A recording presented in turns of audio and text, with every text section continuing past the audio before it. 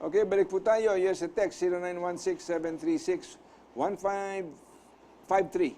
Are you in favor of abolishing the NFA and let private companies take over the importation of rice? If this will happen, will there be a mechanism to protect our farmers from unscrupulous traders and in between? Well, absolutely. I am for the abolition of the NFA and allowing the free importation of rice. Now, the question is, will this affect the farmers? First of all, we have to take everything into perspective. There are 2.5 million farmers, rice farmers, versus 100 million rice-consuming Filipinos. No? So, on the numbers alone, we have to favor the consumers. Now, as far as the rice farmers are concerned, there's a proposal to put a certain tariff. 35% is what the government is thinking of. I think it should be lower. Wow, that's crazy. And then the tariff revenue, you will use it to help the rice farmers. No? So rather than now, we are spending billions and it's just going to the pockets of a few corrupt people. No? In the licensing of rice importation. Or a lot of wholesale traders. Kasi ang problema ng free importation is if you are big enough, you can control the market. And this is something that we have to be careful about because then you can, alam ko ito, panahon pa ni Marcos ito, no?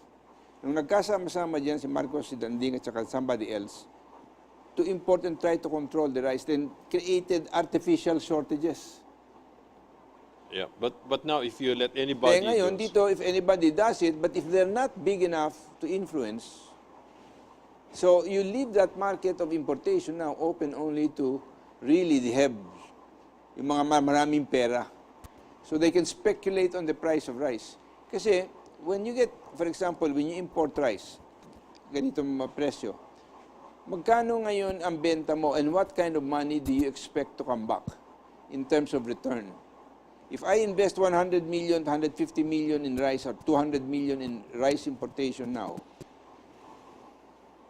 how much am I supposed to make? The second part that is very, very important is that I remember in reading that Ramon Ang said, San Miguel has a lot of storage areas. Nobody's using. And that is the way to store rice. Not put it in a warehouse where the rats can eat it and the boll weevils can eat it. True. Huh? True. And yun ang part of the problem. So kailangan dito makita rin natin from a holistic standpoint yung ating storage capabilities so that we can hold on to a stock of rice, whether that's 60-day supply, 90-day supply, or 120-day supply, whatever it is, so hindi tayo nagkakaroon ng rice, pits and rices sa presyo ng bigas. Will be stability in these prices. Well, if it's profitable, then the rice traders or San Miguel or any other company can bring in the rice. Well, they bring in the rice, but that's not the point that I'm trying to drive at. I mean, they can bring in the rice, they'll put in the logistics. Yes, I'm sure. And that is something that government should provide. Why should the government provide it? The government is incapable because they are of doing... interested in stable prices. Well, why not the private sector will put up the logistics? Because you cannot control what the private sector is doing. And I would have to say, the other thing that I would have to say is this, no? The reason that storage facility should be part of government policy. And they can rent it out. In other words, I'm not telling them to provide it for free. But it is also an effort. It's like, for example, I think we need a lot of storage facilities also for oil. So that we have at least a 60-day supply and we are not caught if there is... Because if there's a problem in the Middle East at natigil yung supply, anong gagawin natin? Well, I just don't believe that the government is the solution. It's always the problem. Lahat ng hawakan ng gobyerno, whether that's MRT, PNR, it's a failure. NAWASA, lahat niyan, bagsak. So what are you advocating? Change the government? No, I'm just saying is that you have to let the private sector, let the free market be the one to work. Just like, for example, now, I'm saying that the government should do PPP. Let the private sector bid for infrastructure project and let me be the one. Come on, but then tell me why it doesn't happen. Because they abandoned that mode. the government, the Duterte administration, focused on GAA, that means grants from China or Japan, and Which- supposedly The China one doesn't come in anyway. that was the mistake. So that's a big mistake. You know, for one thing, the one of the China, they also are subject to bureaucratic hurdles. It has geopolitical risks, and And they're also having a lot of problems too. yeah. So, but the government abandoned the PPP, whereas what we're seeing now, you know, for example, the NAIA X, that's due to PPP. Yeah, di ba? no, in other words, nag-offer na nga si Ramon Ang dyan to build Correct. Baliwag, Bulacan. He will pay for everything, no guarantees needed. Ay pa rin kumilos ang gobyerno. Hindi ko na talaga maintindihan eh. Well, the problem nga with the government is it thinks it can do it. I don't know why, but that's it's letting the government do it. It will end up being mismanaged. Can you that's tell a me terrible any? indictment of government. But it's Well, true. especially government in the Philippines, which is very weak. It's a weak state, ang sinasabi ng mga political scientists, because it cannot enforce the law. It is easily penetrated by vested interests. So let the private sector be the one to you know, undertake these infrastructure projects. You know, walang mangyayari kung GAA at Kwan. So, yun ang isang pagkakamali ng, I think, ng administrasyon. Hindi, kasi siguro, ang problema din dyan, if they do not rely on grants and aids, the impact in terms of our international reserves under a PPP is going to be incredible. Can we afford it? Hindi, ang PPP, it's the private sector that will I finance know, it. but they will be using our international reserves to import a lot of things to pursue the PPP. Then you have to have other reforms to accompany that. How will we finance the trade deficit? Oh. Ang sinasabi ko, let us remove all the foreign ownership restrictions in the Constitution. This is a signal that foreign investments will come in here to finance trains, to finance infrastructure, etc. So the increased You foreign think investment. they will do that in Yes. this climate? Yes, there's a lot of money still going around. You know, in the Philippines, there's a lot of you know, shortages. So, you know, naturally you will. It's an want to- opportunity. Opportunity, of course. So, how did China develop? China developed because they welcome foreign investments, especially in infrastructure. So, spent money in infrastructure. So that's what we should do. You know, open up the economy and let the you know, remove those restrictions. That will finance our growing trade deficit because of the increased inflows into industries. So that's one of the suggestions that I have, is really to liberalize foreign ownership restrictions. Okay, that will require a constitutional amendment. From 0919-221-2562, Mr. Chikiamko, how will you explain the effects of train to the economy?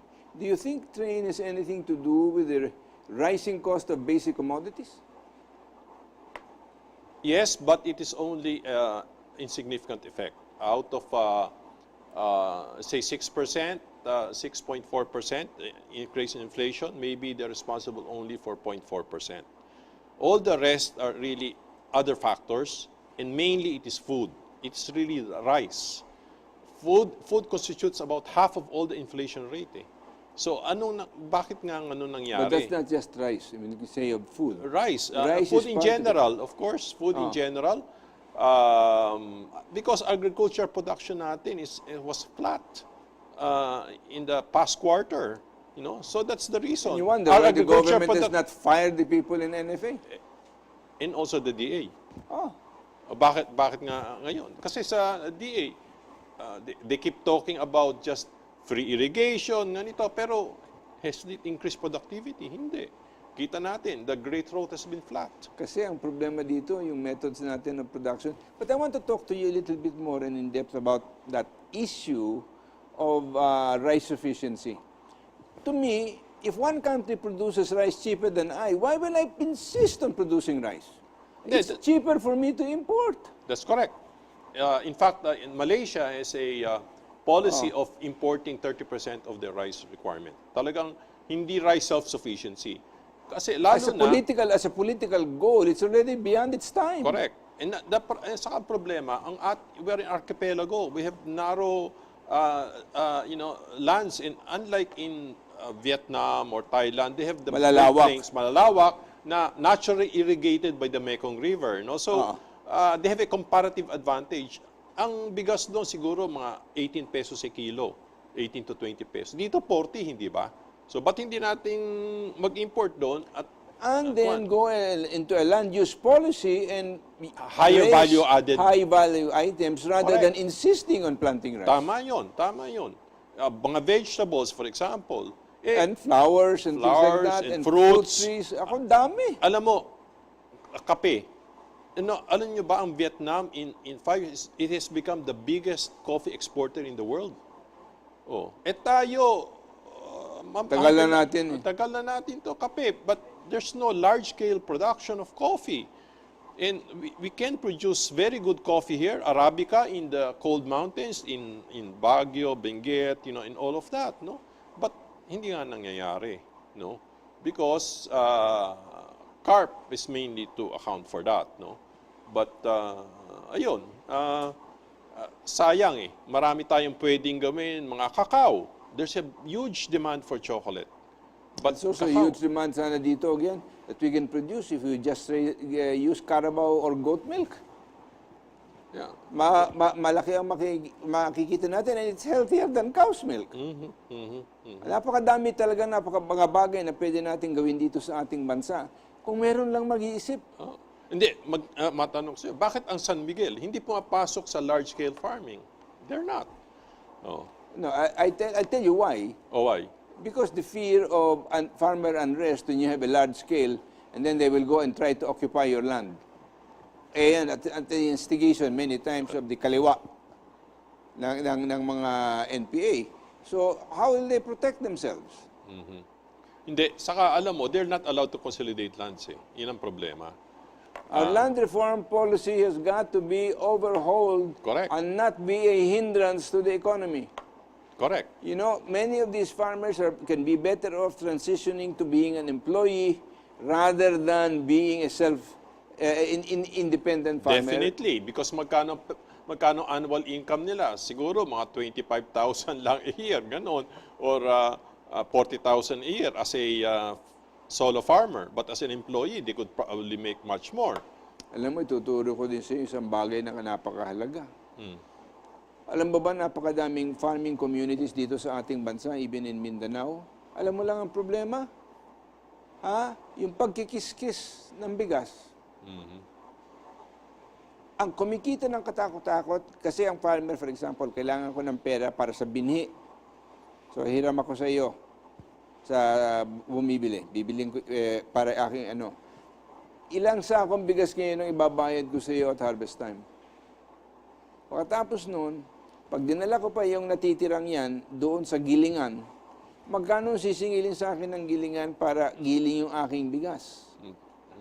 By the time that finishes, ang natitira lang sa akin, sapat para sa aking kainin, hihiram na naman ako para itatanim ko at wala nang natitira.